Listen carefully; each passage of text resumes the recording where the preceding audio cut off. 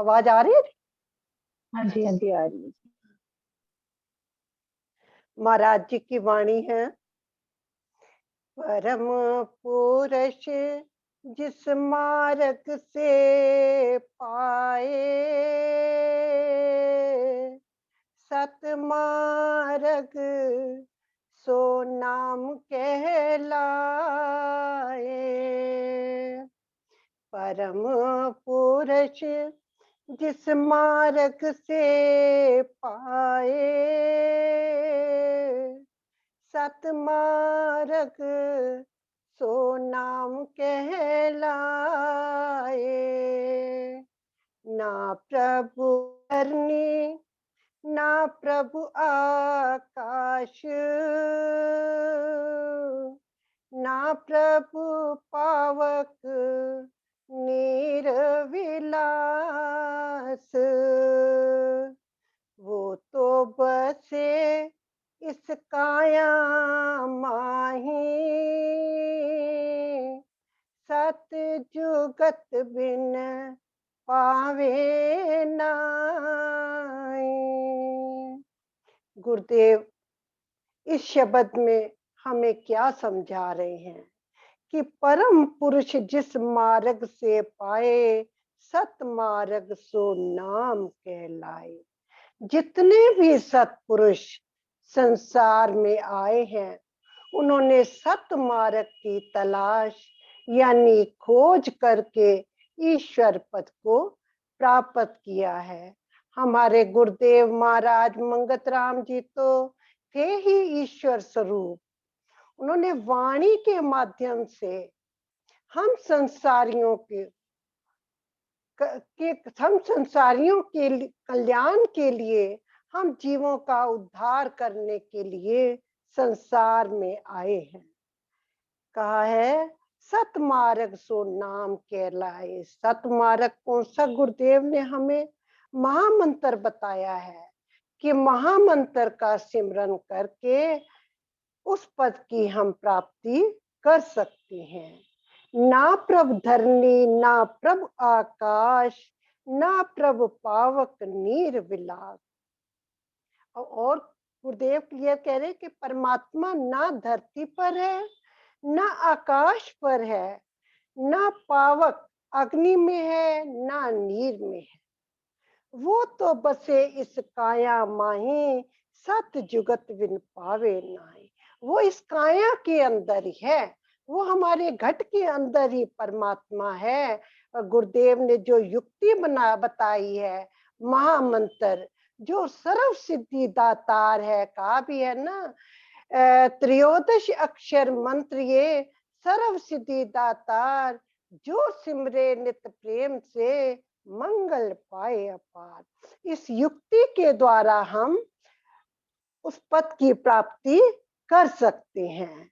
कहा है वो तो बसे इस काया माई, परमात्मा इसी काया इसी घट के अंदर है। इसको हम एक दृष्टांत के द्वारा समझने की कोशिश करते हैं। एक बार भगवान बड़ी दुविधा में पड़ गए। कोई भी मनुष्य जब मुसीबत में पड़ता है तो भगवान के पास भागा भागा हुआ जाता है और केवल अपनी परेशानियों की कहानियां बताने लगता है कि भगवान मैं बहुत दुखी हूँ, मेरे कष्ट दूर करो। मेरे पास आकर कभी अपनी सुख समृद्धि की तो बात करता ही नहीं, हमेशा दुखों के रोने रोने के लिए परमात्मा के पास जाते हैं। मुझसे कुछ ना कुछ मांगने आता है। भगवान ने इस समस्या को सुलझाने के लिए देवताओं से एक मीटिंग की। बोले हे देवताओं, मैं मनुष्य की रचना करके बड़ा दुखी हूँ। कोई ना कोई मनुष्य हर समय शिकायत करता रहता है, जबकि मैं उन्हें उनके कर्मानुसार सब कुछ दे रहा हूँ। थोड़ा सा भी कष्ट आता है मेरे पास भागते हैं, कभी मंदिर जाते हैं, कभी गुरुद्वारे जाते हैं, कभी प्रसाद बांटते हैं। भगवान मेरा ये काम पूर्ण हो जाए, इसलिए मैं शांति से नहीं बैठ सकता हूँ।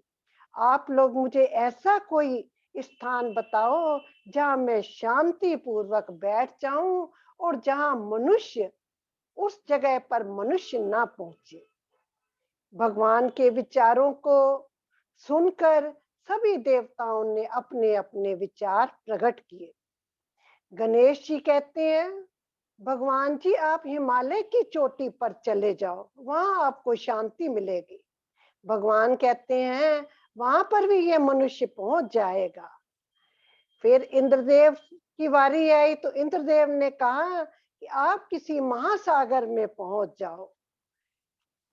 भगवान जी कहते हैं ये मनुष्य इतना चालाक है, वहां भी ये पहुंच जाएगा। अब वरुण देवता ने कहा कि भगवान जी आप अंतरिक्ष में चले जाओ। तो भगवान कहते हैं ये मनुष्य की दौड़ बहुत ऊंची है, आज देखो लोग अंतरिक्ष की भी यात्रा कर रहे हैं। भगवान निराश होने लगे लोगों के सुझाव सुनकर। कहते हैं क्या मेरे लिए कोई गुप्त स्थान नहीं है जहां मैं शांति पूर्वक रह सकूं? अंत में सूर्य देवता, सूर्य भगवान कहते हैं भगवान जी आप मनुष्य के हृदय में बैठ जाओ।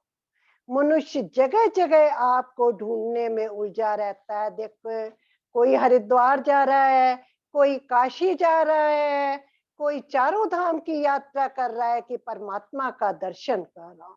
क्योंकि हम बाहर की भटकना आसान समझते हैं, अपने घट के अंदर खोजना बड़ा मुश्किल है। कहते हैं कि आप मनुष्य के हृदय में बैठ जाओ, मनुष्य जगह जगह आपको ढूंढने में उलझा रहेगा।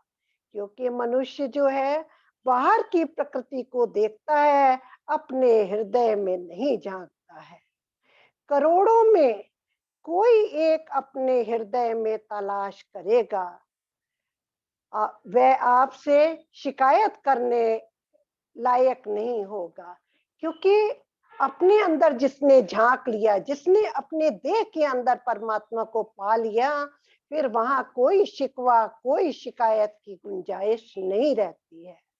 भगवान श्री कृष्ण जी ने भी कहा है गीता में कि भगवान सब जीवों के अंदर बैठा है। गीता के अध्याय 18वें अध्याय में साफ साफ बताते हैं कि हे अर्जुन, ईश्वर समस्त भूत प्राणियों के हृदय में निवास करता है और सबको जीवन दे रहा है।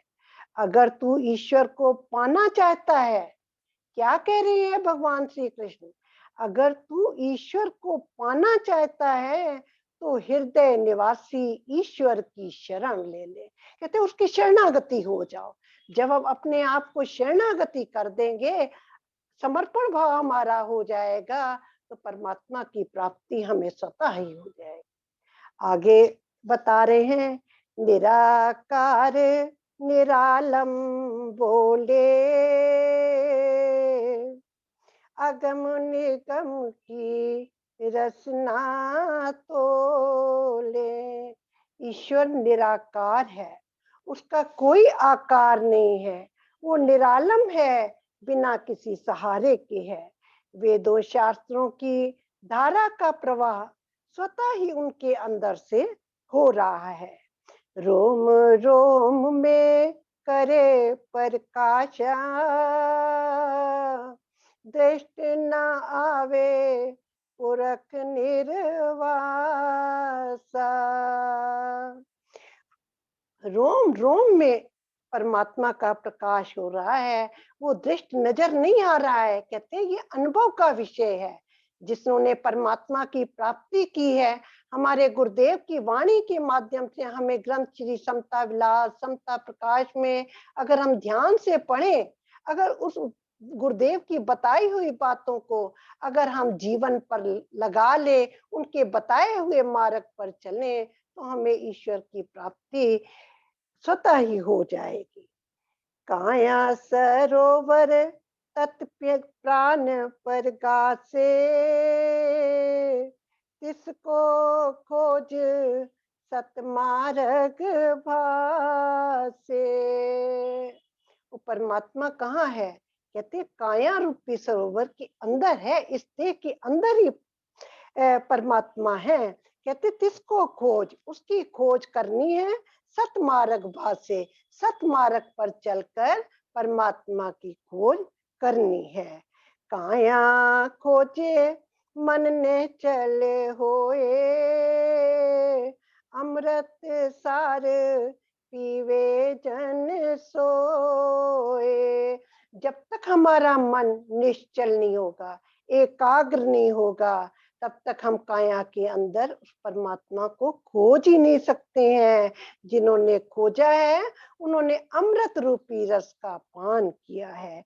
गुरुदेव ने कहा भी है कि जब तक हम बाहर मुखी इंद्रियों को अंतर्मुख नहीं करेंगे, परमात्मा की प्राप्ति नहीं होगी। कहना बड़ा आसान है, पर धीरे धीरे अगर चलेंगे तो शायद गुरुदेव की कृपा से हमारा काम बन जाए। काया खोजे सो संत ज्ञानी,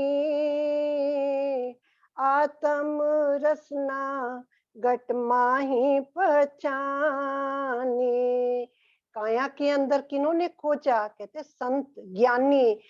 काया के अंदर खोज कर वो संत ज्ञानी बने हैं। उन्होंने अमृत रूपी आत्म रस का पान किया है।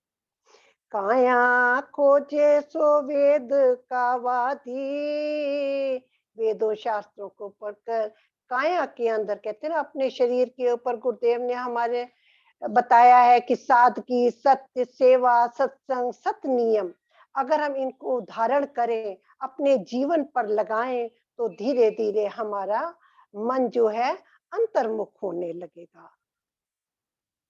आगे बताया है, काया खोजे सो सतगुरु पूरा, सकल निवारे करम की खूरा। इस काया के अंदर जिसने परमात्मा की प्राप्ति कर ली, वो कौन कर सकता है? कहते हैं पूर्ण सतगुरु।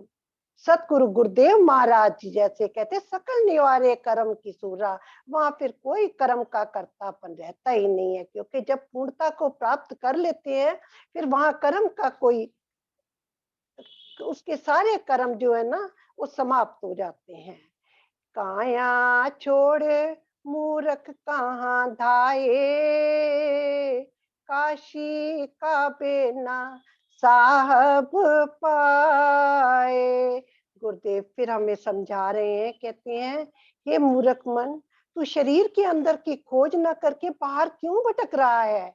काशी काबे जहां मर्जी तू भ्रमण कर ले, परमात्मा के दीदार नहीं होने वाला है।